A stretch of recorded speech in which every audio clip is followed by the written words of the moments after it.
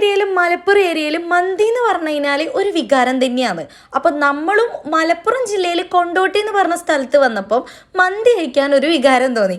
അങ്ങനെ നമ്മൾ കണ്ടെത്തിയ റെസ്റ്റോറൻ്റ് ആണ് സാഫ്രോൺ റെസ്റ്റോറൻറ്റ്. ഇവിടെയുള്ള മന്തി അടിപൊളിയാന്ന് അറിഞ്ഞിട്ടാണ് ഇവിടത്തേക്ക് നമ്മൾ പോയിട്ടുണ്ടായത്.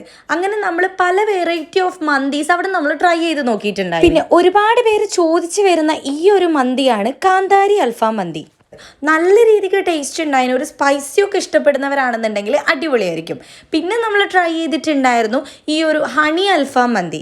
ഇതിൽ ആ ഒരു ചിക്കൻ്റെ സോഫ്റ്റ്നെസ്സും അതേപോലെ തന്നെ അതിൻ്റെ ഒരു സ്വീറ്റ്നെസ്സും എല്ലാം കൂടി കഴിക്കാൻ വേണ്ടിയിട്ട് നല്ല ടേസ്റ്റ് ഉണ്ടായിന്. ഇപ്പം പോലും എനിക്ക് വായിൽ നല്ല രീതിക്ക് വെള്ളം വരുന്നുണ്ട്.